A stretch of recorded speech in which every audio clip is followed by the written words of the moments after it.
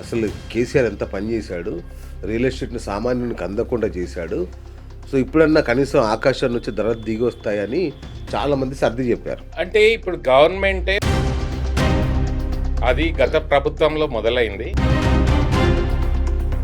ఇది ఎవరికి లాభం అన్నగారు? 1% ప్రజల కోసం మీరు 99% మంది ప్రజల్ని ఇరకాటంలోకి పెడతారా? డెఫినెట్గా అండి. ఇక్కడ మన జూబ్లీహిల్స్ డౌన్‌లో నాలా దగ్గర ఒక అపార్ట్మెంట్‌లో మొన్న అడిగితే 70,000 చెప్పారు రెంట్. మీరు నాలా దగ్గరనే అంటున్నారు. ట్రిపుల్ అన్నారు. ఏం చేశారన్న ఇప్పటివరకు? టీఆర్ఎస్ గవర్నమెంట్, కాంగ్రెస్ గవర్నమెంట్ మొన్న గ్లోబల్ సమ్మిట్ అని చేశారు. ఏం హడావుడన్న 5 లక్షల కోట్లు, 5,607 ఇట్లా ఇట్లా ఫిగర్ వేసి మరి కోట్లు వచ్చేసినాయని చెప్పారు. 5.7. ఈ ప్రభుత్వం పరిపాలన మానేసి ఓన్లీ రియల్ ఎస్టేట్ చేస్తుంది అంటున్నారు. మీరు దాన్ని సమర్థిస్తారా, వ్యతిరేకిస్తారా? డెఫినెట్గా లాస్ట్ 12 ఏళ్ల నుంచి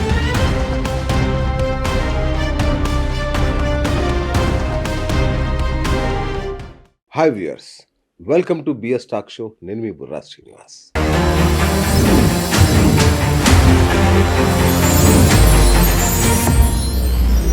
హైదరాబాద్ నగరం భాగ్యనగరం అంటే ఇక్కడికి ప్రతిరోజు కొన్ని వేల మంది వలస వస్తుంటారు. ఇక్కడ బతకడానికి 100 రూపాయలు రోజు కూలి దగ్గర నుంచి ఎవరైనా బతకగలిగే ఒక అద్భుతమైన నగరం. అందుకే ఇది అన్ని వైపులా ఇంత అద్భుతంగా విస్తరిస్తోంది. కానీ ఇప్పుడు నగరం మీద ఒక ఆర్థిక ఉగ్రవాదం అనాలో, ఆర్థిక దాడి అనాలో అది జరుగుతోంది. ఎకరా 150 కోట్ల ఈ నగరంలో ల్యాండ్ ధర. మరి సామాన్యుడు ఎక్కడికి వెళ్ళాలి? ఈ నగరం వదిలేసి పారిపోవాలా? ఏం జరుగుతుంది అసలు? అంటే కోకాపేటలో ఉన్న వాళ్ళే మనుషుల, హైటెక్ సిటీలో ఉంటేనే మనుషుల, మిగతా ప్రాంతాల్లో పరిస్థితి ఏంటి? మళ్ళీ దాని మీద నుంచి రిజిస్ట్రేషన్ల రేట్లు పెంచారు. అంటే అర్థం ఏంటి? ఇక సామాన్యుడు ఈ నగరంలో ఉండొద్దు అని సామాన్యుడి మీద వార్ డిక్లేర్ చేశారా అనిపించే పరిస్థితి. నియోపోలిస్లో ఎకరాకి 150 కోట్ల ధర పలకడం వెనుక ఉన్న మతలబేంటి?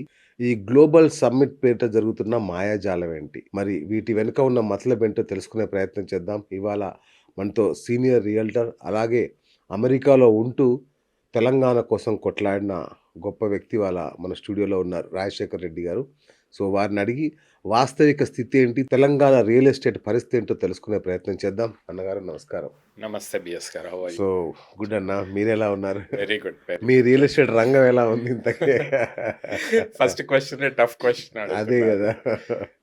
గత 1.5 ఇయర్ నుంచి, అంటే గవర్నమెంట్ చేంజ్ అయినప్పటి నుంచి కొంచెం ఒడిదుడుకులు ఎదుర్కొన్న విషయం వాస్తవమే. కానీ October, November, December last 3 months నుంచి కొంచెం పుంజుకుంది. ఒకటి గవర్నమెంట్ తరఫున కూడా కొత్త ఇనిషియేటివ్స్ రావడము, ఈ రీసెంట్గా తెలంగాణ రైజింగ్ సమ్మిట్ అవ్వడము, కొన్ని ప్రాజెక్ట్స్లో ముందుకు కదలడము. మళ్ళీ 1.5 ఇయర్ దాకా జనాలు కూడా ఆగారు. అవును. సో ఎక్కువ రోజులు ఆగలేరు. ఒకసారి సేవింగ్స్ వచ్చిన తర్వాత ఆగలేరు కాబట్టి మళ్ళీ మార్కెట్ ప్రైసెస్ కూడా కొంచెం స్టేబుల్గా ఉండడం వల్ల కూడా 1.5 ఇయర్ ఒడిదుడుకుల వల్ల ప్రైసెస్ కూడా పెరగకుండా ఉండడం వల్ల కూడా మళ్ళీ జనాల్లో కొంచెం కదలిక స్టార్ట్ అయింది. ఇదే కాకుండా అమెరికాలో ట్రంప్ అనే ఆయన ఒక చిన్న పిడుగు వేశాడు అందరి మీద, ఇండియన్స్ మీద. ఆ H1B రిస్ట్రిక్షన్స్, వీసాలు, ఇమ్మిగ్రేషన్ పాలసీస్ అన్నీ చేంజ్ అవ్వడం వల్ల కూడా చాలామంది ఎన్ఆర్ఐస్ కూడా మళ్ళీ ఇన్ని రోజులు ఎప్పటికీ అమెరికాలోనే ఇల్లు కొందాం, అమెరికాలో సెటిల్ అయిపోదాం అనుకున్న వాళ్ళు కూడా ఇవాళ ఆ ట్రంప్ వేసిన పిడుగు వల్ల ఇప్పుడు మళ్ళీ హైదరాబాద్ వైపు చూస్తున్నారు. దానివల్ల కూడా లాస్ట్ 3-4 months నుంచి మార్కెట్ కొద్దిగా పుంజుకుంది. అంటే గ్రేట్ పుంజుకుందని అనట్లేదు, కొంచెం సేల్స్ వాల్యూమ్స్ అనేవి పెరిగినాయి, రెసిడెన్షియల్ సెక్టర్ లో పెరిగినాయి. అట్లాగే అగ్రికల్చర్ ల్యాండ్స్, ప్లాట్స్ మాత్రం ఇంకా కొంచెం స్లోగానే ఉంది. రెసిడెన్షియల్ మార్కెట్ మాత్రం కొంచెం బెటర్గా ఉంది. అయితే యుఎస్లో ఈ ఆర్టిఫిషియల్ ఇంటెలిజెన్స్ వాటన్నిటి వల్ల జాబ్స్ పోతాయి అనేది ఒక ఏదైతే ఉందో అది యాక్చువల్గా తగ్గింది. ఇండియాకి కొంచెం జాబ్స్ అనేవి పెరిగినాయి. అనుకున్నన్ని జాబ్ కట్స్ అనేవి జరగలేదు, అవుతున్నాయి బట్ అనుకున్నంత ఎఫెక్ట్ అవ్వలేదు. దానివల్ల కొంచెం ఇండియాకి కూడా కొంచెం బెనిఫిట్ అయ్యింది. మీరు చూస్తే రీసెంట్గా హైదరాబాద్లో దగ్గర లాస్ట్ 1 yearలో 100+ గ్లోబల్ కేపబిలిటీ సెంటర్స్ మన దగ్గర ఆఫీసెస్ ఇనాగ్రేషన్ చేసుకున్నారు. అక్కడ పెట్టుబడులు పెట్టడానికి రెడీగా ఉన్నారు. సో దానివల్ల కూడా కొంచెం మార్కెట్ పెరిగింది, జాబ్స్ అవకాశాలు కూడా పెరిగినాయి, సాలరీస్ కూడా కొంచెం పెరుగుతున్నాయి ముందు. సంతోషం. దానివల్ల కొంచెం మార్కెట్ పుంజుకుంది. Right. కానీ అట్లా అని చెప్పి ఇప్పుడు మార్కెట్ బాగా పుంజుకుందని కూడా నేను Correct. చెప్పలేను. స్లోగా ఇంప్రూవ్ అవుతుంది. రైట్. అయితే అన్నగారు ఒక మాట ఏంటంటే రేవంత్ రెడ్డి సర్కార్ వచ్చిన తర్వాత రియల్ ఎస్టేట్ ఏదైతే స్తబ్దుగా ఉండిపోయిందో ఆగిందో అప్పుడు చాలా మంది మిత్రులు ఏమన్నారంటే ఇది కరెక్షన్ పీరియడ్, ఇలా జరగాలి, అసలు కేసీఆర్ ఎంత పని చేశాడు, రియల్ ఎస్టేట్ని సామాన్యునికి అందకుండా చేశాడు, సో ఇప్పుడన్నా కనీసం ఆకాశం నుంచి ధరలు దిగి వస్తాయని చాలా మంది సర్ది చెప్పారు. రైట్, మీరు వినుంటారు అవన్నీ. సో సంతోషం అనుకున్నాం. కానీ వాళ్ళు 100 కోట్లకు అమ్మితే వీళ్ళు 150 కోట్ల నుంచి స్టార్ట్ చేశారు. దీన్ని ఏమనాలి, దీన్ని ఎట్లా చూడాలి? అంటే ఇప్పుడు గవర్నమెంటే బిజినెస్ స్టార్ట్ చేసింది రియల్ ఎస్టేట్. Exactly. అది గత ప్రభుత్వంలో మొదలైంది, ఈ ప్రభుత్వం కంటిన్యూ చేస్తుంది. ఒక రీజన్ ఏంటంటే గవర్నమెంట్ కి ఫండ్స్ కావాలి. ఓకే ప్రాజెక్ట్స్, పెద్ద పెద్ద ప్రాజెక్ట్స్ ప్రపోజ్ చేస్తున్నారు. ఓకే ఆ ప్రాజెక్ట్స్ కోసము ఫండ్స్ కావాలి. ఆ ఫండ్స్ కావాల్సినప్పుడు గవర్నమెంట్ కి దొరికేదే ల్యాండ్. మన దగ్గర అబండెంట్ గా ఉంది. హైదరాబాద్ చుట్టుపక్కల 360 degrees లో వేరే సిటీస్ కి లేని అడ్వాంటేజ్ హైదరాబాద్ లో ఉంది. అందులో నియోపోలిస్, కోకాపేట్ ఏరియా మీకు తెలుసు కదా. లాస్ట్ ఆక్షన్స్ లోనే ఫస్ట్ ఆక్షన్ లో 30-40 కోట్లకి వెళ్ళింది. సెకండ్ ఆక్షన్ వచ్చరికి 60 నుంచి 100 కోట్లకి వెళ్ళింది. థర్డ్ ఆక్షన్ మరి రేవంత్ రెడ్డి గారు వచ్చాక మళ్ళీ ప్రపోజ్ చేస్తే ఈసారి ఏకంగా 130 crores నుంచి 150 crores దాకా 6 ప్లాట్లు అమ్మితే national level players like brigade కానీ, గాడ్రేజ్ కానీ, మన లోకల్ MSN కానీ వీళ్ళు కొనుక్కున్నారు. అందులో అగ్రెసివ్గా కొన్నారు. 150 crores దాకా వెళ్ళింది. ఇది అంటే డిమాండ్ని బట్టి కొన్నారా, లేదు సిటీలో మార్కెట్ ఇంప్రూవ్ చేయాలని కొన్నారా, బిల్డర్స్ వైపు నుంచి చూస్తే అది అర్థం అవ్వట్లేదు.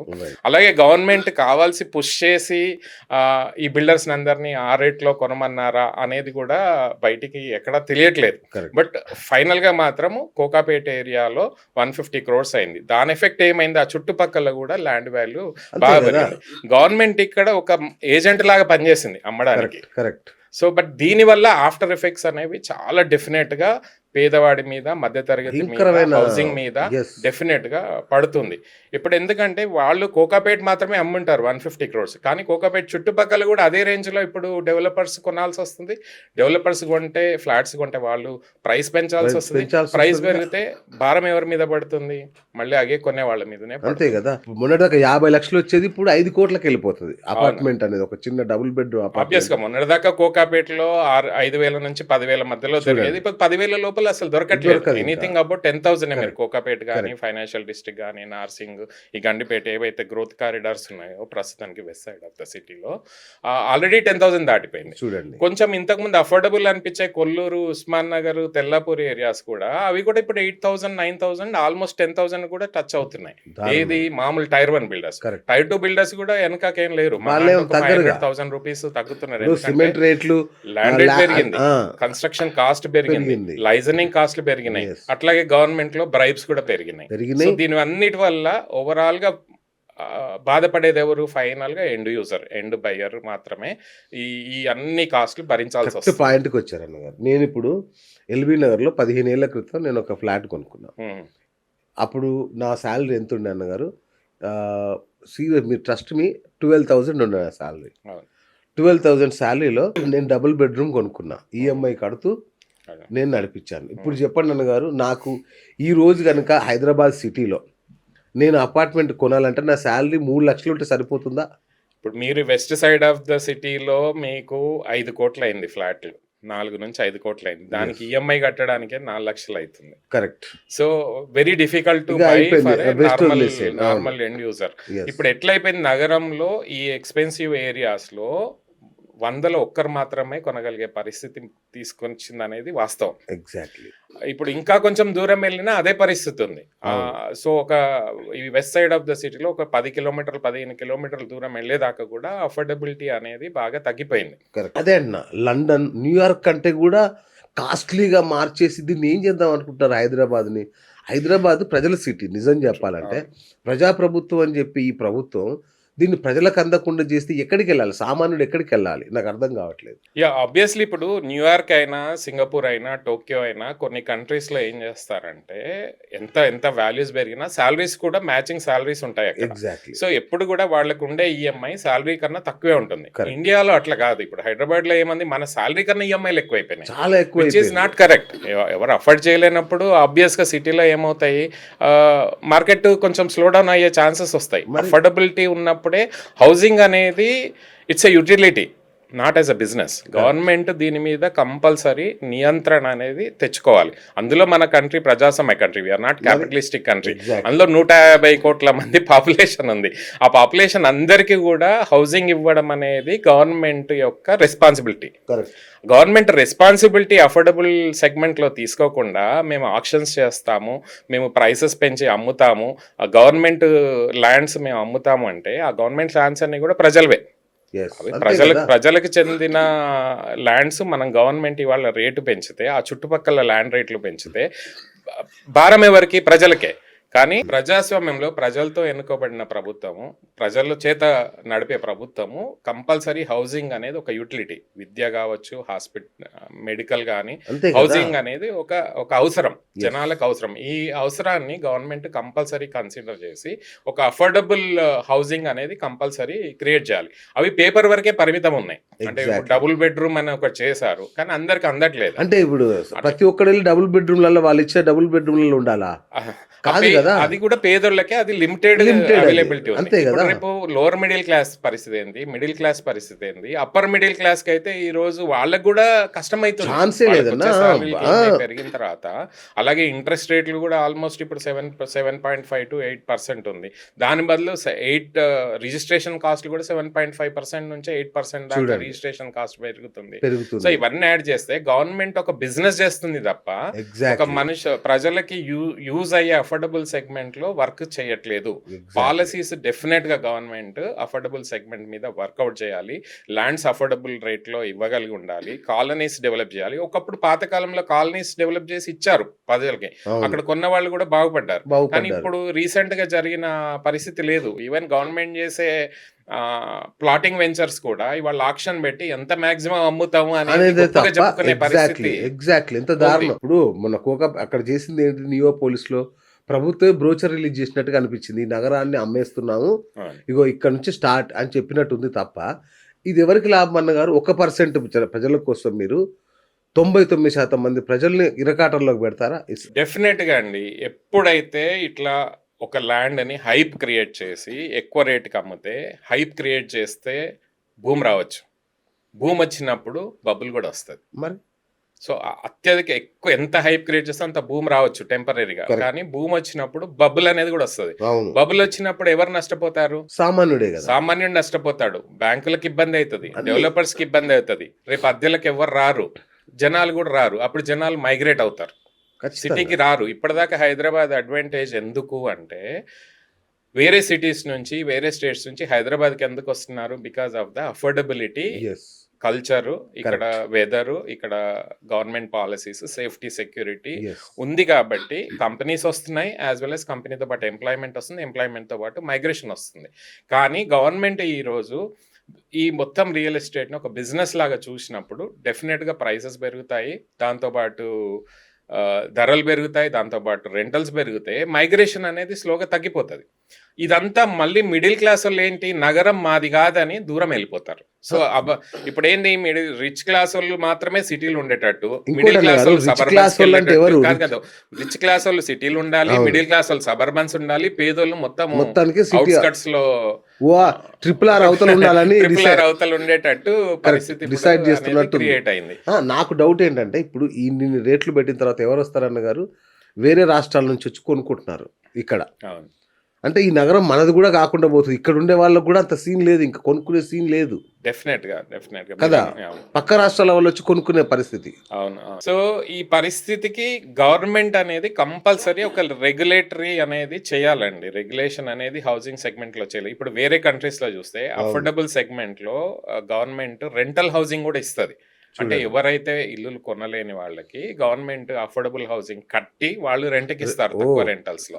సింగపూర్ లో చూడొచ్చు, యూకేలో చూడొచ్చు, డెవలప్డ్ నేషన్స్ లో ఆ పరిస్థితి ఉంది. కానీ మన దగ్గర మాత్రం అట్లాంటిది లేదు. ఏదో కొద్దిగా అప్పట్లో హౌసింగ్ బోర్డ్ కాలనీ అని పెట్టి, లేదంటే డబుల్ బెడ్రూమ్ బట్టి కొన్ని అవి కూడా పబ్లిసిటీ కోసం చేసినాయి ఎక్కువ ఉన్నాయి తప్పితే రియల్ గా ప్రజలకి, పేదోళ్ళకి ఈ రోజు ఇల్లు ఇవ్వాలి అనేది గవర్నమెంట్ చూడట్లేదు. కోటి క్వాలిటీ హౌసింగ్ ఆల్సో ఇంపార్టెంట్. ఇప్పుడు ఇన్ని రోజులు ఒక ఎగ్జాక్ట్లీ. కంట్రీ మనం పేద కంట్రీ ఉండేది. పేద కంట్రీ నుంచి ఇప్పుడు కొంచెము డెవలపింగ్ కంట్రీ. Developing yes. కంట్రీకి వస్తున్నప్పుడు మనం క్వాలిటీ హౌసింగ్ ఇవ్వడం కూడా గవర్నమెంట్ రెస్పాన్సిబిలిటీ. అంటే ఫెసిలిటీస్ కానీ కరెక్ట్. ఇల్లు కానీ క్వాలిటీ హౌసింగ్ కూడా గవర్నమెంట్. కానీ ఆ దిశలో ఏ గవర్నమెంట్ కూడా పనిచేయట్లేదు. కరెక్ట్. మన Telangana government also not N naught exception. Working. అన్న నాలా దగ్గర ఇక్కడ మన జూబ్లీస్ డౌన్లో నాలా దగ్గర ఒక అపార్ట్మెంట్లో మొన్న అడిగితే 70,000 చెప్పారు రెంట్. మీరు నాలా దగ్గరనే అంటున్నారు. ఇవాళ ఉస్మాన్ నగర్ కొల్లూరులో కూడా 50,000, 55,000, 60,000 అవుతుంది. మీరు ఒక ఎక్కడి నుంచి పట్టుకొస్తారన్న? అపార్ట్మెంట్ తీసుకోవాలంటే వాళ్ళని చూసి నార్మల్ స్టాండర్డ్ లోన్ అపార్ట్మెంట్స్ కూడా ఇవాళ 40,000, 40,000, 50,000 50,000 ఎక్కడి నుంచి పట్టుకొస్తారు? ఒక శాలరీ ఎంత ఉంది మన హైదరాబాదీ సగటు శాలరీ ఎంత అన్న 50. Yeah. బట్ సాఫ్ట్వేర్ వాడు అయితే ఏదో ఇంకా హై లక్ష, లెవెల్ తప్ప లక్షన్నర ఒక లక్ష వేసుకున్నవాడు 50% రెంట్ కట్టి వాడు ఏముంటాడన్నా? డెఫినెట్ గా ఇబ్బందికరమైన వాతావరణమే ఉంది. ఇవాళ రెంటల్స్ చాలా పెరిగినాయి. లాస్ట్ 5 years లో పోలిస్తే రెంటల్స్ 30-40% అనేవి సిటీలో పెరిగినాయి విత్ ఇన్ ద సిటీ. ఇప్పుడు ఎవరైనా వర్క్ చేసే వాళ్ళు ఏమనుకుంటారు, సిటీలోనే ఉండాలి, వర్క్ ప్లేస్ కి దగ్గర ఉండాలి, నాకు ఎక్కువ టైం వేస్ట్ కావద్దు అనుకుంటారు. ఆ స్ట్రెస్ లో వీళ్ళు రెంటల్స్ ఎక్కువ పెట్టుకుంటున్నారు. దాంతో ఫైనాన్షియల్ స్ట్రెస్ ఎంత అనేది స్ట్రెస్ అవుతుంది definite గా అది? పెరుగుతుంది అందరికి. మళ్ళీ జాబ్లన్నీ బుడగలే, ఎప్పుడు ఎగిరిపోతే జాబ్ కూడా అంతే. మళ్ళీ దీంతో పాటు బ్యాంక్స్ లోన్స్ అవి Loans కూడా ఎక్కువైపోయినాయి. రిజిస్ట్రేషన్ చార్జెస్ కూడా బాగా ఎక్కువైపోయినాయి. దీని మీద డెఫినెట్ గా గవర్నమెంట్ ఒక రివ్యూ చేయాల్సిందే, ఒక పాలసీ తీసుకురావాల్సిందే. అఫోర్డబుల్ సెగ్మెంట్ రెంటల్స్ హౌసింగ్ కూడా గవర్నమెంట్ ప్రొవైడ్ చేయాల్సిందే. గవర్నమెంట్ బాధ్యత అది. కరెక్ట్. అట్లాగే ఈ ప్రైసెస్ కూడా పెరగకుండా చూసుకోవాల్సిన బాధ్యత కూడా ల్యాండ్ ప్రైసెస్ కానీ, హౌస్ ప్రైసెస్ కానీ, ప్లాట్స్ ప్రైసెస్ కానీ దానికి ఒక మాటోరియం ఎంతో కొంత ఉండాలి కదన్న. రిస్ట్రిక్షన్స్ అనేవి రిస్ట్రిక్షన్ ఉండాలి కదా, compulsory ఇంతవరకు పెట్టాలి. వెళ్ళాలి, ఇంతవరకు వెళ్ళొచ్చు అనేది ఉండాలి. కానీ హైదరాబాద్ లో చూస్తే మీకు 80% middle class, lower middle class, కొద్దిగా అప్పర్ క్లాసే ఉన్నారు. ఒక రిచ్ క్లాస్ అనేది ఇప్పుడు ఎవరైతే ఈ కోకాపేట కానీ, గండిపేట కానీ రిచ్ వాళ్ళే కొనుక్కోవాల్సిన పరిస్థితి అనేది ఏర్పాటైంది. మిడిల్ క్లాస్, మీరు అన్న అప్పర్ మిడిల్ క్లాస్ వాళ్ళు రెంట్ కూడా రాలేని పరిస్థితి. ఇప్పుడు మీరు చెప్పిన ఏరియాలో రెంట్ కూడా రాలేని పరిస్థితి. మీరు అక్కడే కాదు, ఓఆర్ఆర్ దగ్గర ఏ ప్లాట్స్ చూసినా 50,000, 60,000, 70,000 గజం అయిపోయింది. Yes. ఈ మధ్య RRR దగ్గర కూడా ప్లాటింగ్ వెంచర్ చేసి 25,000 రూపీస్ పర్ స్క్వేర్ యార్డ్ ఉంది. ఈ పరిస్థితి ముందు లేకుండా హైదరాబాద్ లో చూడండి. ఏ వెంచర్ లో చూసినా 25,000 లేనిది ఇవాళ ప్లాట్ అనేది దొరకట్లేదు. 200 గజాలు కొనుక్కోవాలన్నా ఇవాళ 50 నుంచి 60 లక్షలు మినిమం స్పెండ్ చేయాలి. మళ్ళీ ఈ స్పెండ్ చేసే దానిలో గవర్నమెంట్ 30-40% ట్యాక్సెస్ రూపంగా వెనక్కి తీసుకుంటుంది. అది జిఎస్టీ అవ్వచ్చు, టీడీఎస్ అవ్వచ్చు, కన్స్ట్రక్షన్ లో వచ్చే టీడీఎస్లు, జిఎస్టీలు అవ్వచ్చు. ఓవరాల్ గా ఇవాళ కన్స్ట్రక్షన్ కాస్ట్ కానీ, ల్యాండ్ కాస్ట్ లో వచ్చిన కాస్ట్ లో 30-40% గవర్నమెంట్ తీసుకున్నప్పుడు గవర్నమెంట్ రెస్పాన్సిబిలిటీ కూడా ఉంటుంది. అఫోర్డబుల్ హౌసింగ్ ఇవ్వాలి, ప్రజలకు మంచి ఫెసిలిటీస్ ఇవ్వాలి, రోడ్డు, పవర్, ఈ అన్ని ఫెసిలిటీస్, సోషల్ ఇన్ఫ్రాస్ట్రక్చర్ ఇచ్చే బాధ్యత కూడా, మంచి పార్క్స్, గ్రీనరీ. ఇవాళ కొత్త ట్రెండ్ స్టార్ట్ అయింది AQI అని, ఎయిర్ క్వాలిటీ ఇండెక్స్ అని. ఇప్పుడు హైదరాబాద్ చూస్తే లాస్ట్ ఫ్యూ ఇయర్స్ లో ఎయిర్ క్వాలిటీ ఇండెక్స్ దారుణంగా పడిపోతుంది. దాని గురించి ఏం చేస్తుంది అనేది ఒక పాలసీ లేదు. మళ్ళీ ఢిల్లీ లాగా, ముంబై లాగా పొల్యూటెడ్ సిటీ లాగా అవ్వచ్చు. మీరు పంజగుట్లో చూడండి అన్న ఎంత దారుణంగా ఉంటుందో సిచ్యువేషన్. ఒకటే కాదు, సిటీలో ఎయిర్ క్వాలిటీ ఇండెక్స్ అనేది మీరు మొబైల్లో ఇప్పుడు ఇంతకు ముందు మనకు తెలిసేది కాదు. ఐఫోన్ ఓపెన్ చేస్తే ఎయిర్ క్వాలిటీ ఇండెక్స్ అనేది అది చూపెడుతుంది. పంజాగుట్లో బోర్డు ఉండేది, పొల్యూషన్ బోర్డు ఉండేది. సో ఎయిర్ క్వాలిటీ ఇండెక్స్ అనేది చాలా ఇంపార్టెంట్ అయింది. మొన్న ఎప్పుడో మెస్సీ వచ్చినప్పుడు ఢిల్లీలో సీఎం అక్కడికి వస్తే అందరు AQI అని అరిసారు. అంటే జనాల్లో ఒక రకమైన అవేర్నెస్ కాదు, గవర్నమెంట్ మీద వ్యతిరేకత వస్తుంది. మీరు ఏ రోజైతే ఈ అఫోర్డబుల్ సెగ్మెంట్ లో మీరు వర్క్ చేయకపోతే ప్రజల్లో ఒక వ్యతిరేకత భావం గవర్నమెంట్ మీద వస్తుంది. గవర్నమెంట్ తప్పకుండా ఆ దృష్టిలో తీసుకొని నెక్స్ట్ 5 years 10 years లో ప్లానింగ్ సరిగ్గా చేయకపోతే డెఫినెట్ గా గవర్నమెంట్ మీద వ్యతిరేకత అనేది జనాల్లో వస్తుంది. అది మీకు కనిపించకపోవచ్చు, అది ఓట్ల రూపకంగా డెఫినెట్ గా కనబడుతుంది కదా. ఈ కంట్రీలో మిడిల్ క్లాస్ ని టచ్ చేసిర్రు అనుకో, డెఫినెట్ గా దాని ఎఫెక్ట్ గవర్నమెంట్ దారుణంగా ఉంటుంది. RRR అన్నారు, ఏం చేశారని ఇప్పటి వరకు దాని చుట్టుపక్కల ప్లాట్లు అమ్మడం, దాని పేరు చెప్పి ఊదరగొట్టడం తప్ప ఏమన్నా ఒక చిన్న రోడ్, అప్రోచ్ రోడ్ అన్న పడిందా ఇంతవరకు? టిఆర్ఎస్ గవర్నమెంట్ 10 సంవత్సరాలు అండి, కాంగ్రెస్ గవర్నమెంట్ 2 years అయింది. కరెక్ట్ 10 ఏళ్ల కిందట మొదలైనాయి ట్రిపుల్ ఆర్‌ని. యెస్. ఇప్పుడు ఈ 2 సంవత్సరాల నుంచి వీళ్ళు ఏం చేయలేదు. ఆ పాత గవర్నమెంట్ ఏం చేయలేదు. యెస్. ఇప్పటిదాకా పునాది రాళ్ళు కూడా పడలేదు. పడలేదు. స్టార్ట్ అవుతది అన్నారు. పేపర్ వర్క్ అయింది. ల్యాండ్ అక్విజిషన్ అయింది. ఇప్పటిదాకా దాని ఓపెనింగ్ అనేది జరగట్లేదు. ఈ నెల, నెక్స్ట్ మంత్, ఆ మంత్, ఈ మంత్ అంటున్నారు తప్పితే రీజనల్ రింగ్ రోడ్ అనేది మనకు హైదరాబాద్‌కి అత్యవసరమైన రోడ్ అది. కదా! Which connects all suburbans of Hyderabad. Correct. And Hyderabad city grow అవ్వడానికి రేపు ఫ్యూచర్‌లో హౌసింగ్ గానీ, ప్లాటింగ్ గానీ అందరికి అందుబాటులో ఉండడానికి రీజనల్ రింగ్ రోడ్ కనెక్టివిటీ అనేది చాలా చాలా ఇంపార్టెంట్. అవసరం అది. అవును. దాంతో పాటు మెట్రో కనెక్టివిటీ కూడా. లాస్ట్ అవును. అంతకుముందు వచ్చిన గవర్నమెంట్ దాన్ని పెంచలేదు. ఎన్ని స్టేషన్లు ఉన్నాయి అన్నీ ఉన్నాయి ఈ అవును. రోజుకి. అవును. కొత్తగా వచ్చిన గవర్నమెంట్ కూడా చేస్తాం అంటున్నారు. ఢిల్లీకి ఎగ్జాక్ట్లీ. 4 సార్లు వెళ్ళారు. అలైన్మెంట్లు మారుస్తున్నారు. దాన్ని కూడా రియల్ ఎస్టేటే అంటున్నారు. ఇప్పుడు జనం ఏమంటున్నారంటే ఈ అలైన్మెంట్లు కూడా వాళ్ళ ల్యాండ్ల కోసం రేట్లు పెంచుకోవడానికి రియల్ ఎస్టేట్ కోసమే అలైన్మెంట్లు కొత్త ఇప్పుడు పాత వాటిని వదిలేసి కొత్త రూట్లలో చేస్తున్నారు. మెట్రో రూట్ అనేది డెఫినెట్ గా అండి ఒక సాంకేతికంగా అంటే ఒక టెక్నికల్ గా స్టడీ చేసి ఎంతమంది మిడిల్ క్లాస్ వాళ్ళు తిరుగుతున్నారు, ట్రాన్స్పోర్టేషన్ అఫోర్డ్ చేయని వాళ్ళు, కార్లు అఫోర్డ్ చేయని వాళ్ళు ఏ రూట్లలో ఎక్కువ తిరుగుతున్నారు, జాబ్ కోసం ఎక్కువ ఎక్కడ తిరుగుతున్నారు అనే దాని మీద సైంటిఫిక్ డేటా తీసుకుని అది స్టడీ చేసి చేయాలి. కానీ మన దగ్గర హైదరాబాద్లో అలాంటిది జరగట్లేదు. ఏదో టాప్ లెవెల్ ఎవరో ఇంటర్నేషనల్ కన్సల్టెంట్కి ఇస్తారు, వాళ్ళు వచ్చి ఏదో 15 రోజులు సర్వే చేసి ఓ రూట్ మ్యాప్లు డిజైన్ చేస్తారు. గవర్నమెంట్ వాళ్ళకు అనుకూలంగా ఏది ఉంటుందో ఓట్ల కోసమో లేకపోతే ఇంకో రకంగానో బిజినెస్ పరంగానో వాళ్ళు రూట్లు చేంజ్ చేయడం, ఇదంతా అనేది కరెక్ట్ కాదు.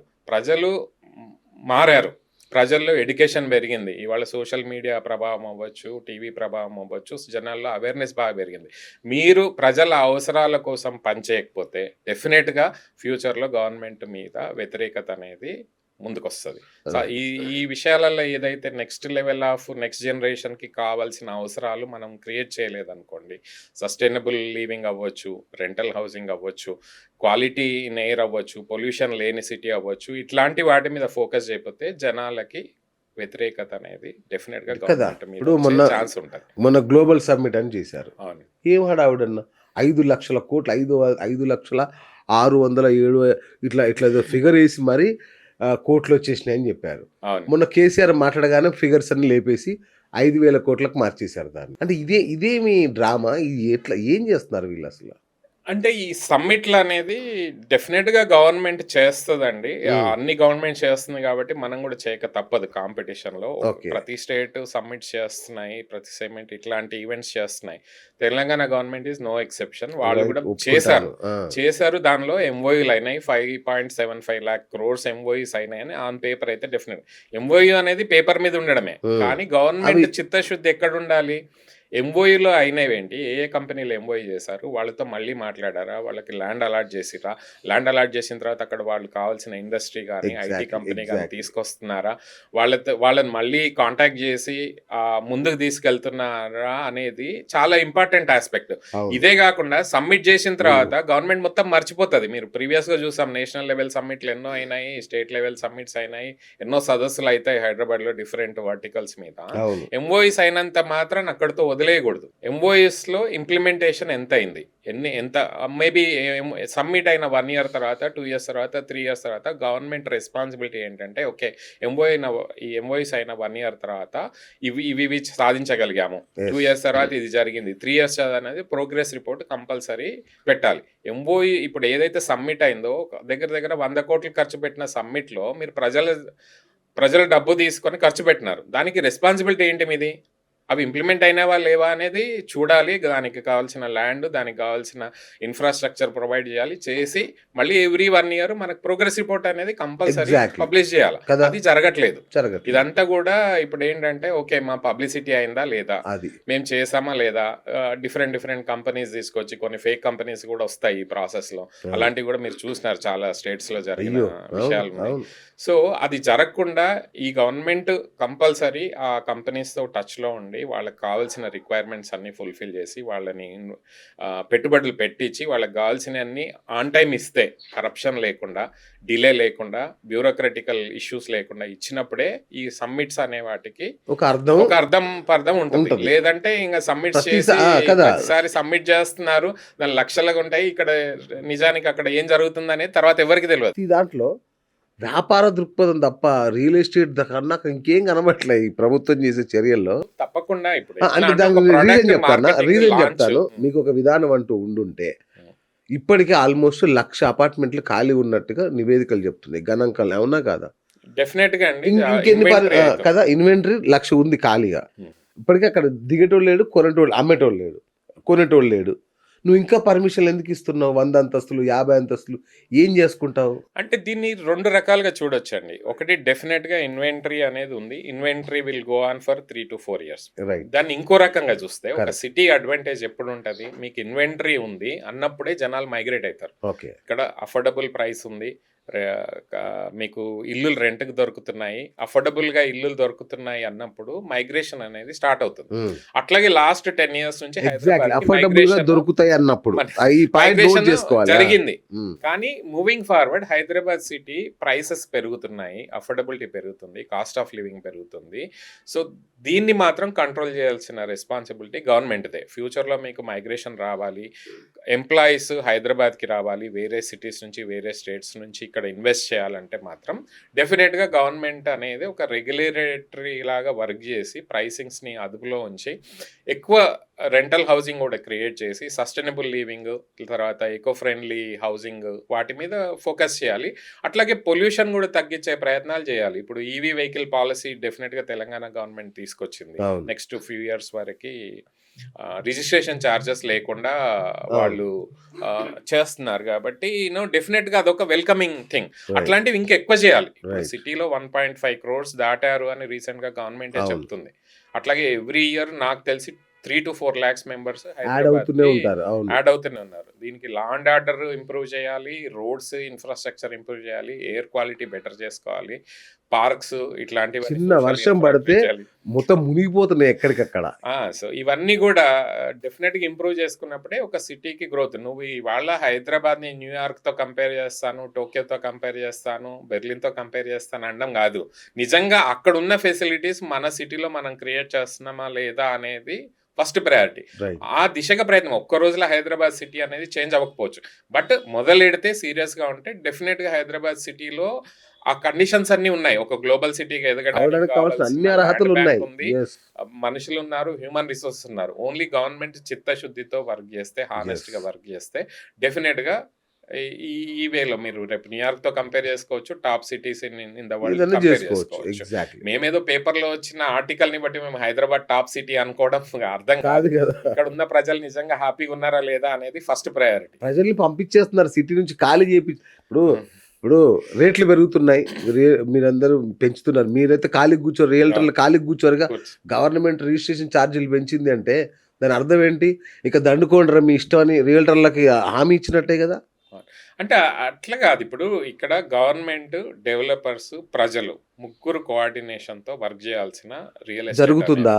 జరగట్లేదు. ఎస్. ఇప్పుడు డెవలపర్స్ కి కావాల్సిన ఫెసిలిటీస్ గవర్నమెంట్ ఇస్తుందా? Point number 1. గవర్నమెంట్ డెవలపర్స్ కి కావాల్సినవి చేస్తుందా? పాలసీ మేకింగ్ చేస్తుందా? ప్రజల కోసం కావాల్సిన ఇన్ఫ్రాస్ట్రక్చర్ డెవలపర్స్ ఇస్తున్నారా? అట్ ద అఫోర్డబుల్ ప్రైసెస్ లో? అది లేదు. ఈ 3 ఇంటరాక్షన్ అనేది చాలా లోపిస్తుంది. 1.5 year గా చూస్తే బిల్డర్స్ చాలా స్ట్రగుల్ అయినారు, పర్మిషన్స్ దగ్గర నుంచి అన్నిటికి కూడా, మిగతా విషయాల్లో కూడా. సో అంతకుముందు కూడా కొన్ని ఇబ్బందులు అయితే ఉన్నాయి.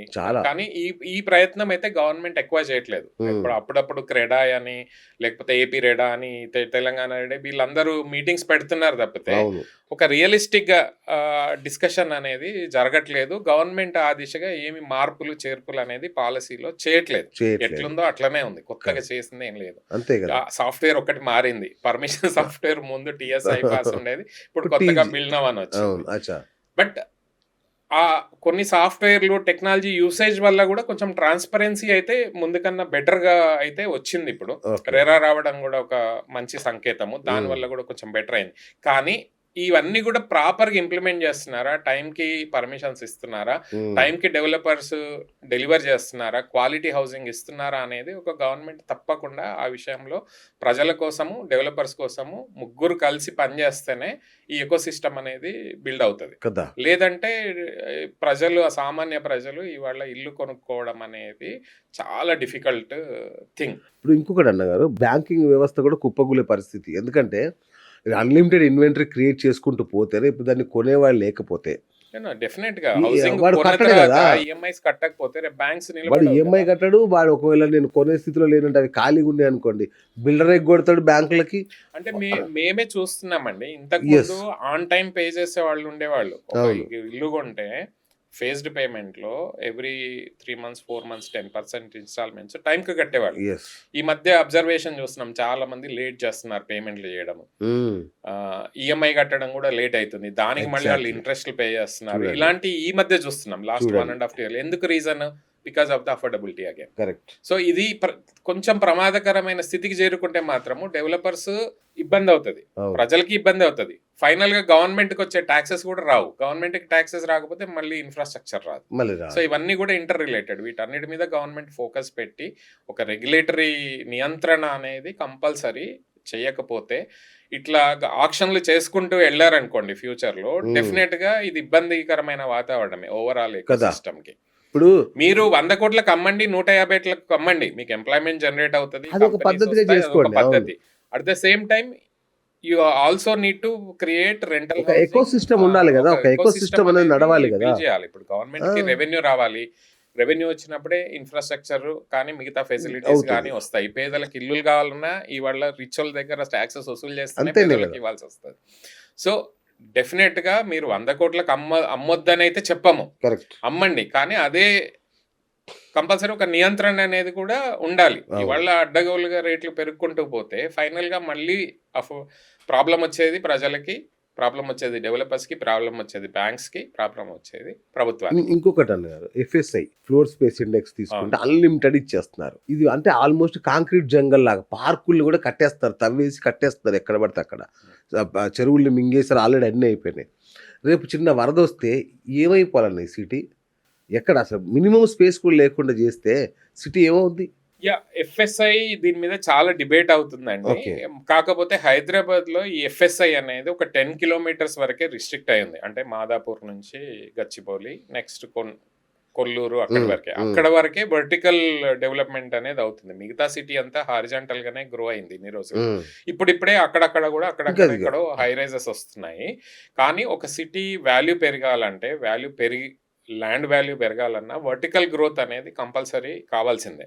ఆ వర్టికల్ గ్రోత్ తో పాటు ఫెసిలిటీస్ కూడా వస్తున్నాయి, మంచి మంచి క్లబ్ హౌసెస్, అమ్యూనిటీస్ వాటి వస్తున్నాయి. సో ఆబ్వియస్ గా వాటికి అప్పర్ మిడిల్ క్లాస్ కానీ రిచ్ క్లాస్ కానీ వాటికి అట్రాక్ట్ అవుతారు. అవును. ఆ వర్టికల్ గ్రోత్ అనేది ఎంప్లాయ్మెంట్ జనరేషన్ కి, వెల్త్ జనరేషన్ కి, వెల్త్ క్రియేషన్ కూడా యూజ్ అవుతుంది. ఒక పాజిటివ్ ఆస్పెక్ట్ కూడా ఉంది. రైట్. ఎఫ్ఎస్ఐ వల్ల, అన్లిమిటెడ్ ఎఫ్ఎస్ఐ వల్ల, వర్టికల్ గ్రోత్ అవ్వడం వల్ల కొన్ని పాజిటివ్ పాయింట్స్ ఉన్నాయి, నెగిటివ్ పాయింట్స్ కూడా ఉన్నాయి. పాజిటివ్ పాయింట్ ఏంటంటే, ఒకటేమో ఒకే ఏరియాలో డెన్సిటీ జనాలు అక్కడ ఉండడం వల్ల, వర్క్ దగ్గరకు ఉండడం వల్ల ఎక్కువ తిరగాల్సిన అవసరం ఉండదు, కార్స్ తక్కువ యూటిలైజేషన్ అవుతుంది. అట్లాంటి కొన్ని యాడ్-ఆన్స్, వెల్త్ క్రియేషన్ అవుతుంది. ప్రకృతి విపత్తులు అది ప్రకృతి విపత్తులు వస్తే ప్రాబ్లం కాకుండా చూడాల్సిన రెస్పాన్సిబిలిటీ గవర్నమెంట్. అలా చేయట్లేదు, అలా చేస్తుంటే డెవలపర్స్ కాదు, డెవలపర్ కట్టే వరకే వాళ్ళు రెస్పాన్సిబిలిటీ. ఎగ్జాక్ట్లీ అన్న. గవర్నమెంట్ ది మాత్రము మీరు ప్రాపర్ డ్రైనేజ్ సిస్టమ్ కానీ, ప్రాపర్ ఎలక్ట్రిసిటీ సిస్టమ్ కానీ, ఈ వాటర్ ఎక్కడికి వెళ్తుంది అవన్నీ స్టడీ చేసి దానికి తగ్గట్టు ప్లాన్ చేయడం మాత్రము ఉందా, అట్లా ఉందా? లేదు కదా. ఎగ్జాక్ట్లీ. మీరు రోడ్ వేయడానికే ఎగ్జాక్ట్లీ. ఇప్పుడు సిటీలో రోడ్ వేయడానికే డబ్బులు లేవు మన స్కోప్ దగ్గర. లేనప్పుడు ఇంకా మిగతా అన్ని ఎక్కడ అవుతాయి? ఎక్కడ అవుతాయి? So- ఈ రోజు కూడా చూడండి, మొన్న మణికొండలో నాలలో కొట్టుకుపోయారు జనం. అవును. ఒక సాఫ్ట్వేర్ ఇంజనీర్ నాలాలో వర్షాకాలం చాలా ఎంత ఇబ్బంది పడ్డారు. ఇయర్స్ నుంచి కూడా ప్రతి వర్షాకాలాలు బాగా వచ్చినాయి. మరి ప్రతిసారి ఇబ్బంది అవుతూనే ఉంటది. దానికంటూ ఒక లాంగ్ టర్మ్ ప్రణాళిక కానీ లేదు, అది చేయడం సాధ్యం కాదు. పోనీ కొత్త సిటీలో అన్న చేస్తున్నారంటే అది జరగట్లేదు. మరి ఎక్కడ జరుగుతున్నట్టు అభివృద్ధి? అదే అంటున్నా, గవర్నమెంట్ ఇది చెయ్యకపోతే గవర్నమెంట్, ప్రజలు, డెవలపర్స్ ముగ్గురు కూడా ఎస్ ఇబ్బంది పడే పరిస్థితి వస్తుంది రేపు ఫ్యూచర్ లో. వేరైతే మీరు అఫోర్డబుల్ క్వాలిటీ హౌసింగ్, అందుకోసం నేను క్వాలిటీ హౌసింగ్ అనేది హౌస్ ఒక్కటే మంచిగా ఉంటే కాదు. Quality housing also includes infrastructure, proper drainage system, proper water connectivity. ఇవన్నీ లేకపోతే రేపు డెఫినెట్ గా ఇబ్బంది పడే పరిస్థితి వస్తుంది. ఇప్పటిదాకా హైదరాబాద్ లో మరీ డేంజరస్ సిచ్యువేషన్ ఎప్పుడు రాలేదు, కానీ సడన్ గా ఒక రోజు 60 సెంటీమీటర్స్ 100 సెంటీమీటర్స్ వాటర్ పడితే మాత్రం డెఫినెట్ గా ఇబ్బందులు అయ్యే పరిస్థితి ఉంటుంది. లో లయింగ్ ఏరియాస్ అయితే డెఫినెట్ గా చాలా ఇబ్బంది పడే పరిస్థితి వస్తుంది. ఇప్పుడు సిటీ ప్లానింగ్ సరిగ్గా లేకపోతే మాత్రం ఫ్యూచర్ లో డెఫినెట్ గా ఇబ్బంది అనేది కుదురుతుంది. ఆల్రెడీ మనము ట్రాఫిక్ పరంగా ఆల్రెడీ చూస్తున్నాం. చూస్తున్నాం ఇది కదా. ఒక్కటే చూస్తున్నారు ఓన్లీ ఏది వర్షం పడితే అని. అది వర్షం ఒకటే కాదు మామూలు కదా, ఎస్ ఆ పొల్యూషన్ డెన్సిటీ చూడాలి, ఎస్ ట్రాఫిక్ చూడాలి. ఎస్ ట్రాఫిక్ చూస్తే మీరు మార్నింగ్ రింగ్ రోడ్ మీద కూడా ఇవాళ ట్రాఫిక్ జామ్ ట్రాఫిక్ జామ్. నేను ఫస్ట్ మార్నింగ్ ఆఫీస్ నేను ఆ మధ్య చూస్తున్నా, ఈ 6 నెలల నుంచి గమనిస్తుంటే మన ఓఆర్ఆర్ మీద ట్రాఫిక్ జామ్లు అవుతున్నాయి. నంబర్ ఆఫ్ కార్స్, సిటీకి మైగ్రేషన్ ఎక్కువైంది, Yes. సిటీలో వెల్త్ క్రియేట్ అవుతుంది, సిటీలో నంబర్ ఆఫ్ కార్స్ ట్రాన్స్పోర్టేషన్ పెరిగినప్పుడు ఆబ్వియస్గా దానికి తగ్గట్లు రోడ్లు బిల్డ్ చేయట్లేదు. రోడ్లు బిల్డ్ Exactly. చేయనప్పుడు ట్రాఫిక్ పెరుగుతుంది, ట్రాఫిక్ పెరిగినప్పుడు టైం వేస్ట్ అవుతుంది, టైం వేస్ట్ అయితే మళ్ళీ గవర్నమెంట్కి వెళ్ళాలి. అంతే కదా. సో ఇవన్నీ కూడా ఇంటర్ రిలేటెడ్. మీరు Exactly. అందుకోసమే గవర్నమెంట్ గచ్చిబౌలి నుంచి జూబ్లీ చెక్ పోస్ట్ రావడానికి ఎంత టైం పడుతుంది అన్నగారు? ఆఫీస్ పీక్ అవర్స్ లో అయితే 1.5 hours 2 hours లో ఎంత too much. అంటే ఈ స్ట్రెస్ ఎంత అన్నగారు?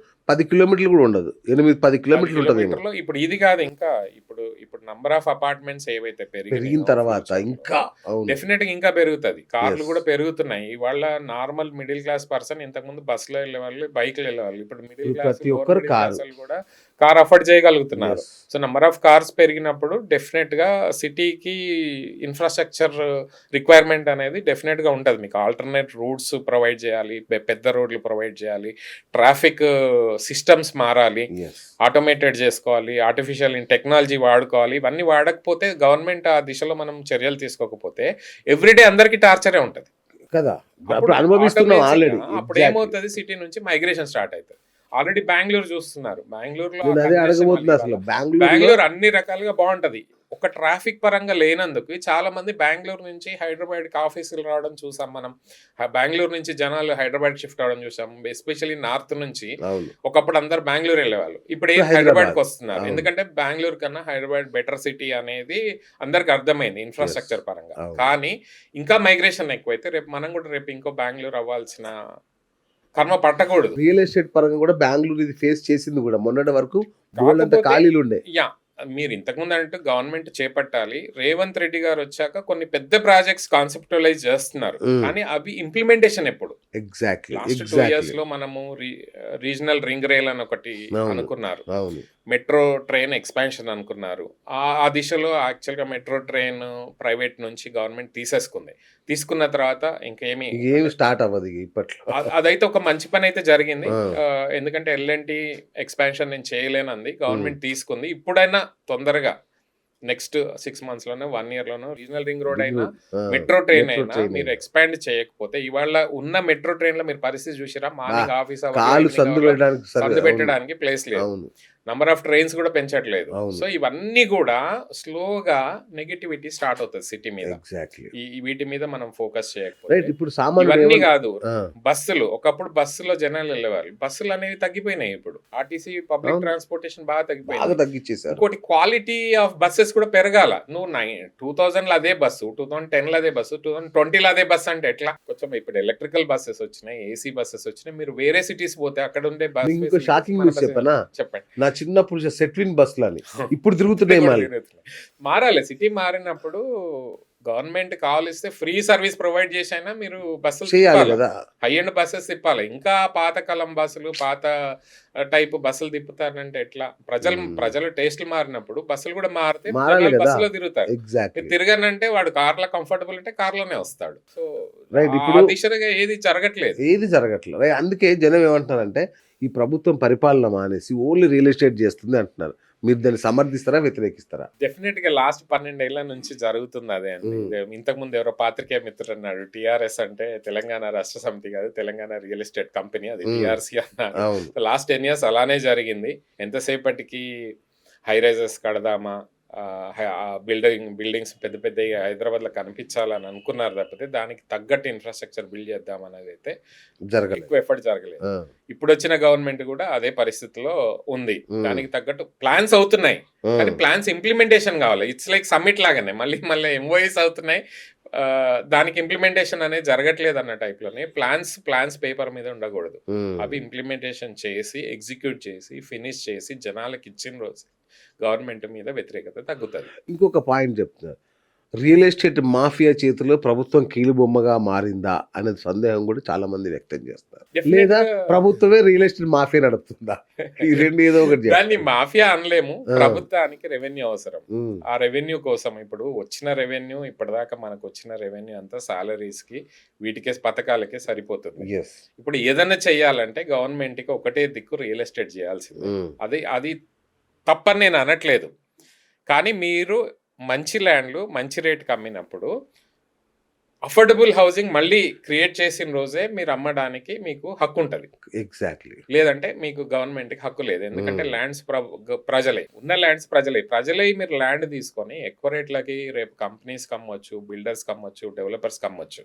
కానీ అదే పేద ప్రజలకి, అదే మిడిల్ క్లాస్ ప్రజలకి మీరు అఫోర్డబుల్ హౌసింగ్ క్రియేట్ చేసినప్పుడే మీరు అమ్మడానికి మీకు రైట్ ఉంటది. రైట్. లేదంటే మీరు అమ్మొద్దు. అది. సో ఫైనల్‌గా చెప్పండి అన్నగారు. అసలు ఇక భూమి అనేది కంటిన్యూ అవ్వడమేనా? దీనికి ఒక ఎండ్ పాయింట్ గాని, ఒక సొల్యూషన్ ఏమన్నా ఉందా? ఈ రియల్ ఎస్టేట్ బూమ్. ఇది డెవలపింగ్ ఎకానమీ ఇండియా Hmm. అనేది. అందులో Hyderabad like top 5 cities of India. Yes. Maybe in the next 2 ఇయర్స్‌లో టాప్ 3కో, టాప్ 2కో వచ్చే పరిస్థితి ఉంది. అవును. మనం చూస్తున్న ఇక్కడ ఉన్న అవును. డెవలప్మెంట్ గానీ, గ్రోత్ వల్ల అవ్వచ్చు, ఎంప్లాయ్మెంట్ జనరేషన్ వల్ల అవ్వచ్చు. Quality of life compare to other cities బెటర్‌గా ఉండడం వల్ల. సో, ఈ గ్రోత్ అనేది మనం ఆపలేమండి. ఎందుకంటే growth comes because of the people. Okay. Second aspect growth comes because of the government policies. మనుషులే Right. డ్రైవ్ చేస్తున్నారు ఈ కంట్రీని. గవర్నమెంట్ అనేది ఒక పాత్ర అంతే. అవును. వాళ్ళు సైన్లు పెట్టే వరకే, పాలసీలు చేసే వరకే. ఆ ఇంప్లిమెంటేషన్ అయితే 100% జరగట్లేదు. అదైతే అందరూ చూడాల్సిందే. మన కళ్ళ ముందు కనిపిస్తుంది. కాకపోతే ఇది ప్రజలు డ్రైవ్ చేసే ఎకానమీ కాబట్టి రేపు డెఫినెట్‌గా ఈ బూమ్ అనేది కంటిన్యూ అవుతది. వాల్యూస్ పెరుగుతూనే ఉంటాయి. పెరుగుతూనే ఉంటది. ల్యాండ్ వాల్యూస్ పెరుగుతుంటాయి. ప్లాట్ల వాల్యూ పెరుగుతాయి. అన్నీ పెరుగుతాయి. సో సామాన్యుడి జీవన ప్రమాణాలు ఇట్లాంటివి ఏమి అడగొద్దు.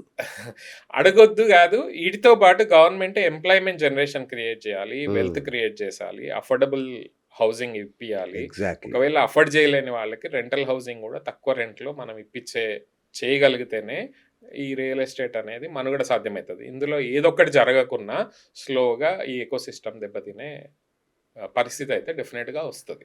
రైట్. దేవుడే కాపాడాలి హైదరాబాద్ నగరాన్ని. చూద్దాం. ప్రభుత్వం అంటే బాధ్యత ఏంటిది ప్రభుత్వానిది?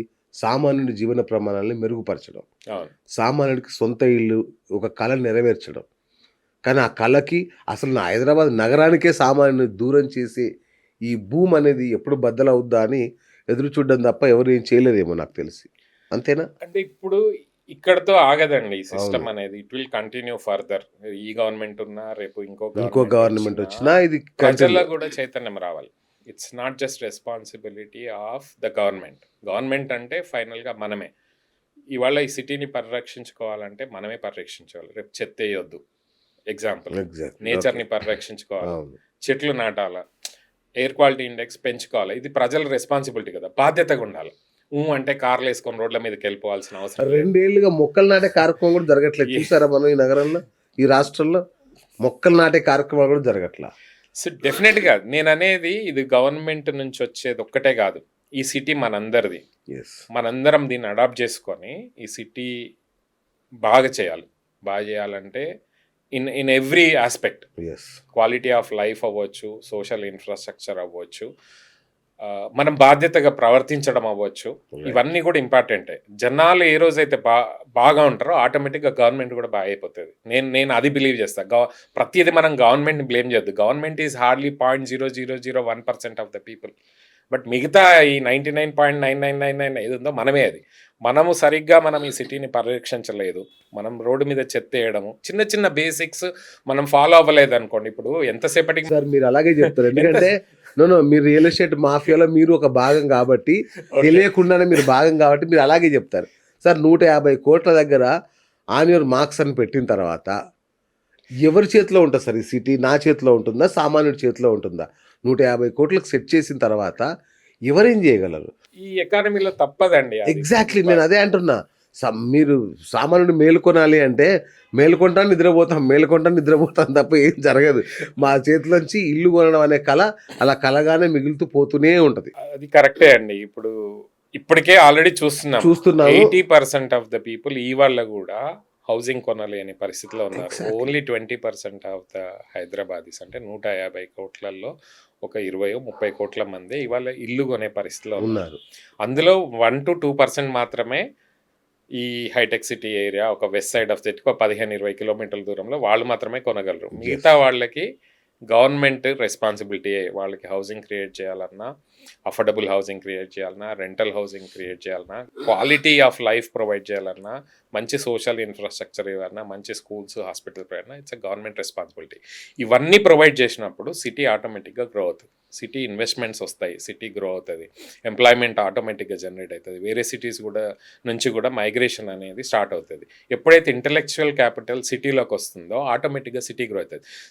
యాక్చువల్గా గవర్నమెంట్ చేయాల్సింది గిమ్ఓఈలు అవన్నీ సెకండరీ అండి. ప్రైమరీగా ఇవన్నీ క్రియేట్ చేసిన రోజు సిటీ ఆటోమేటిక్గా గ్రో అవుతుంది. గ్రో అవుతుంది. సో ఇంతవరకు ప్రభుత్వం గొప్పతనం ఏంటి అంటే ఏదైనా కావచ్చు, బీఆర్ఎస్ కావచ్చు, కాంగ్రెస్ కావచ్చు, ఇప్పటికి వచ్చిన అందరి వల్ల నేను పొందింది ఏంటంటే, నేను ఇల్లు కొనుక్కోవాలనుకున్నాను. ఓకే. ఆ ఈఎంఐ అమౌంట్ ఇప్పుడు రెంట్ కడుతున్నాను ఒక ఇంటికి. ఇప్పుడు ఆ రెంట్ ఇంట్లో ఉంటున్నాను. అంటే ఇక ఈఎంఐ కూడా కట్టలేని స్థితికి వచ్చేసాం. నువ్వు ఫ్యూచర్లో ఇప్పుడు ఆబ్వియస్గా ప్రైస్ పెరిగినప్పుడు ఈఎంఐ పెరుగుతుంది, నీకు రెంట్ ఇచ్చే వాళ్ళకి కూడా ఈఎంఐ పెరుగుతుంది కదా. వాడు ఏం చేస్తాడు, ఈఎంఐ మ్యాచ్ అయ్యేటట్టు రెంట్ పెట్టుకుంటాడు, లేదంటే ఈయన అంటాడు. సో ఆబ్వియస్గా మీకు అది రెంటల్ కూడా అఫోర్డ్ చేయలేని పరిస్థితికి సిటీ అనేది పెరిగిపోయింది.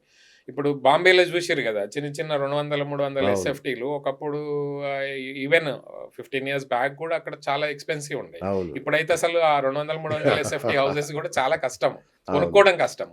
సేమ్ హైదరాబాద్ కూడా ఆ దిశకి మెల్లగా వెళ్తుంది. ఇన్ని రోజులు మేము చూస్తున్నాం కదా, 2022-21 దాకా జనాలు 3 bedroom, 4 bedroom, 5 bedroom అడిగేవాళ్ళు. మెల్లగా ఈ మధ్య ఎంక్వైరీలన్నీ 2 bedroom కావాలని అడుగుతున్నారు.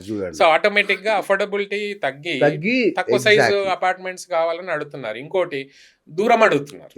ఇంతకుముందు మాకు మాదాపూర్, కొండాపూర్, గచ్చిబౌలిలో కావాలన్న వాళ్ళు కొల్లూరు, ఉస్మాన్ నగర్ అడుగుతారు, లేదంటే పటంచర్ అడుగుతారు, లేదంటే బుద్వేల్ పోదాం, కిస్మత్పూర్ పోదాం, లేదంటే శంషాబాద్, తుక్కు కూడా వెళ్దాం అంటున్నారు. ఇంకొక విషాదకరమైన విషయం చెప్పి ఇంటర్వ్యూ ముగిస్తానన్నారు. నేను మొన్ననే విన్నాను, ఒక 3 bedroom ఫ్లాట్ 60,000 కదా, లేదా 70,000 రెంట్, 70,000 అన్ని కలిపితే ఒక 80,000. ఏది మళ్ళీ దానికి మెయింటెనెన్స్ అన్నీ ఉంటాయి కాబట్టి. అయితే ఒక 3 కుటుంబాలు ఏం చేశాయంటే, ఒక 3 bedroom ఫ్లాట్ తీసుకొని ఒక్కొక్క రూమ్ లో ఒక్కొక్క కుటుంబం సర్దుకుంటుంది. అవును, ఒకప్పుడు అమెరికాలో మేమంతా అలానే చేస్తాం. సేమ్ ఇప్పుడు ఆ సిస్టమ్ అదే పరిస్థితి ఇప్పుడు హైదరాబాద్ కు వచ్చేసింది. ఆల్రెడీ వచ్చేసింది. చాలా అపార్ట్మెంట్స్ లో మీరు సాఫ్ట్వేర్ ఇంజనీర్లు ఇద్దరు డివైడ్ చేసుకొని, రెంట్ డివైడ్ చేసుకొని పే చేసుకుంటున్నారు. ఒకప్పుడు ఒక అపార్ట్మెంట్ తీసుకొని ఉండేవాళ్ళు. ఇప్పుడు రేపు ఫ్యూచర్ లో కూడా అదే జరగచ్చు. మీరు అన్నట్టు ఇక్కడ కూడా ఫ్యామిలీస్ కూడా తప్పదు. ఎందుకంటే సిటీకి వర్క్ చేస్తున్న వాళ్ళు, ఐటీ వాళ్ళు స్ట్రెస్ తీసుకోకుండా ఆఫీస్ దగ్గర ఉండాలనుకుంటారు. ఆఫీస్ దగ్గర ఉండే రెంట్ ఎక్కువ ఉంటుంది. రెంట్ ఎక్కువ ఉన్నప్పుడు ఆబ్వియస్గా అలాంటి సిచ్యువేషన్స్ రేపు ఫ్యూచర్లో అవ్వచ్చు. మీరు అదే చూస్తున్నారు కదా, ఈ మధ్య కోలివింగ్ స్పేసెస్ కూడా ఎక్కువైనాయి. జనాలు పెళ్లి చేసుకోవట్లేదు, ఎందుకంటే రెంటల్స్ ఎక్కువైనాయి, హౌసింగ్ ఎక్కువైంది. నేను హాస్టల్లో చిన్న రూమ్ లో డివైడ్ పెళ్లిలు కూడా అవుతలేవు. ఎవరు పెళ్లి చేసుకోవట్లా. మొన్న ఒక అబ్బాయి అమ్మాయి పెళ్లి చేసుకొని హాస్టల్లోనే ఉంటున్నారు వాళ్ళు. మీకు హైదరాబాద్ లో కూడా ముంబై టైప్ లో 200 ఎస్ఎఫ్టీ బంకర్ బెడ్స్ వస్తాయి. Next bunker beds, calling spaces వస్తున్నాయి, మేనేజ్డ్ చిన్న సర్వీస్ అపార్ట్మెంట్స్ రావచ్చు, ఫ్యామిలీస్ సింగిల్ బెడ్రూమ్ అపార్ట్మెంట్ లో ఉండే ఆస్కారం అవ్వచ్చు. ఇంకా కోలివింగ్ స్పేసెస్ అయితే ఆల్రెడీ హైదరాబాద్ లో మీరు ఎక్కడైనా సిటీలో, ఇంతకు ముందు only west side of the సిటీకి పరిమితమైన కోలివింగ్ స్పేసెస్ దిల్సుఖ్ నగర్ లో అయినాయి, ఉప్పల్లో అయినాయి. స్టూడెంట్స్ కూడా కోలివింగ్ స్పేసెస్ లో ఉండాల్సిన అవసరము వస్తుంది. సో గవర్నమెంట్ చిత్తశుద్ధితో ఒక హౌసింగ్ పాలసీ తీసుకొచ్చి, affordable housing policy, affordable rental housing పాలసీలు వీటి మీద వర్క్స్ చేయకపోతే డెఫినెట్గా ఈ సిటీకి ఏదైతే బ్రాండ్ ఇమేజ్ ఉందో అది మెల్లగా స్లోగా డిమినిష్ అయ్యే పరిస్థితి రావచ్చు. రైట్. సో ఈ దిశగా గవర్నమెంట్ చర్యలు తీసుకుంటే moving forward next 5 years 10 years హైదరాబాద్కి ఒక real estate policy, housing policy, IT policies చేస్తారు, ఇండస్ట్రియల్ పాలసీస్ చేస్తారు. రియల్ ఎస్టేట్కి అనేది ఒక పాలసీ అనేది ఇప్పటిదాకా లేదు. In terms of pricing, in terms of quality, in terms of accessibility. Accessibility features కూడా లేవండి. ఇల్లు ఇష్టం వచ్చినట్టు ఎవరు వాడాలి, దానికి ఒక సైజ్ ఉండదు. దానికి ఇవాళ సీనియర్ సిటిజన్స్ పెరుగుతున్నారు, ఫిజికల్లీ హ్యాండిక్యాప్డ్ పెరుగుతున్నారు. వీళ్ళందరికీ కూడా మనము ఫిజికల్లీ ఛాలెంజ్డ్ ఉన్నారు. వీళ్ళందరికీ కూడా మనం క్వాలిటీ హౌసింగ్ ఇచ్చే పరిస్థితి లేదు, ఎందుకంటే గవర్నమెంట్ పాలసీ లేదు. యాక్సెసిబుల్ పాలసీ ఎక్కడ ఉంది? ఇవాళ సీనియర్ సిటిజన్స్ ఎక్కువైతున్నారు. వాళ్ళ కోసం అవును. హౌసింగ్ ఎక్కడుంది?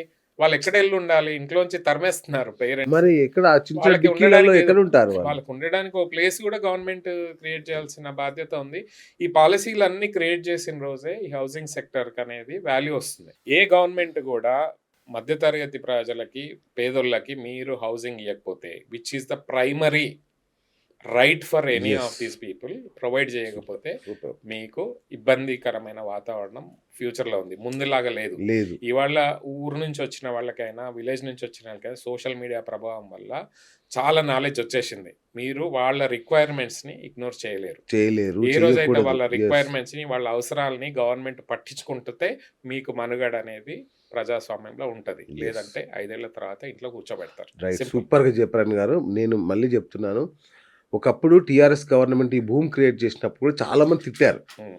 ఏంది ఇది సిటీని అడ్డు అదుపు లేకుండా పెంచేసి ఎవడి పాలు చేస్తారు ఈ సిటీని అని చాలా మంది తీవ్రంగా విమర్శించారు కూడా. ట్రూ. ఇప్పుడు అదే సిచ్యువేషన్ రేవంత్ రెడ్డి గారికి నేనే రియల్టర్‌ని పెద్ద రియల్టర్‌ని అని చెప్పుకున్న రేవంత్ రెడ్డి గారు ఈ విషయం మీద అఫోర్డబుల్ హౌసింగ్ మీద దృష్టి కనుక పెట్టకపోతే మీకు కూడా అదే రివర్స్ అయ్యే అవకాశం ఉంటుంది. మీకు కూడా అది పునరావృతం అవుతుంది. ఆ కోపం గాని అది ఓట్ల రూపంలో మీకేం జరుగుతుందో మీరే చూస్తారు. గుడ్ థింగ్ ఏంటంటే తను కూడా రియల్ ఎస్టేట్ బ్యాక్‌గ్రౌండ్ నుంచి నేను అదే వచ్చారు. అంటున్నా. సో నేను మనకు పెద్ద వి ఆర్ రియల్టర్ అని చెప్పు expecting better policies exactly. When it comes to real estate. ఇప్పుడు రియల్ ఎస్టేట్ బ్యాక్‌గ్రౌండ్ నుంచి రాలేదనుకోండి. ఆయనకు అది తెలీదు అనుకోవచ్చు. కానీ బట్ రియల్ ఎస్టేట్ బ్యాక్‌గ్రౌండ్ నుంచి వచ్చారు. ఉన్న గవర్నమెంట్‌లో సగం మంది రియల్ ఎస్టేట్ బిజినెస్ చేస్తున్న బిజినెస్ వాళ్ళే ఉన్నారు. చేస్తున్నారు. సో కంపల్సరీ కూర్చొని బ్రెయిన్ స్టార్మ్ చేసి దానికి సంబంధించిన ఎకోసిస్టమ్‌లో ఉన్న డెవలపర్స్ అవ్వచ్చు, ప్రజలు అవ్వచ్చు, ఆర్కిటెక్ట్స్ అవ్వచ్చు, సోషల్ ఎన్‌జీఓస్ అవ్వచ్చు. వీటి మీద వర్క్ చేస్తున్న వాళ్ళందరూ కూడా ఒక రకంగా హైడ్రా గాని, లేక్ ప్రొటెక్షన్ గాని కొంచెము పాజిటివ్ ఇంపాక్ట్ అయితే క్రియేట్ చేసింది. బట్ ఇంకా కావాలి ఇంకా సిటీలో. కావాలి. ఇప్పుడు సరిపోదు అది. పొల్యూషన్, సరిపోదు. ఎయిర్ అవును. క్వాలిటీ ఇండెక్స్ వీటన్నిటి మీద డెఫినెట్‌గా కూర్చొని బ్రెయిన్ స్టార్మ్ చేసి ఒక పాలిసీ తీసుకొస్తేనే రేపు ఫ్యూచర్‌లో ఈ గవర్నమెంట్ అనేది మళ్ళీ కంటిన్యూ అవుతది. యెస్. లేదంటే మిడిల్ క్లాస్‌కి ఏ రోజైతే ఇబ్బంది అయితదో, విచ్ కోపం ఈస్ ద వస్తదో. Primary requirement of any middle class, lower middle class is housing. దాని మీద ఇగ్నోర్ చేస్తే మాత్రం డెఫినెట్‌గా టోటల్ సిటీకి మంచిది కాదు. గవర్నమెంట్‌కి కూడా మంచిది కాదు. థ్యాంక్ యూ అన్నగారు. Thank you. అద్భుతమైన సలహాలు, సూచనలు చెప్పారు. So let us save Hyderabad. Let us save common man. Sure అండి. అంతే. అట్లాగే నేను మళ్ళీ ప్రతి ఇంటర్వ్యూలో చెప్తా. మనం కూడా మనం ప్రొటెక్ట్ చేసుకోవాలి డెఫినెట్‌గా. సిటీని. డెఫినెట్‌గా మన సో వి ఆల్ బాధ్యత షుడ్ బి అది. More responsible to Yes. Our city by protecting with in all ways. Right. Thank you. Thank you అన్నగారు. Thank you. Thank you. So చూశారు కదా సీనియర్ అనలిస్ట్ అలాగే రియల్టర్ రాజశేఖర్ రెడ్డి గారితో ఇది ఇవాల్టి మన బిఎస్ టాక్ షో. నేను మీ బిఎస్ సైనింగ్ ఆఫ్.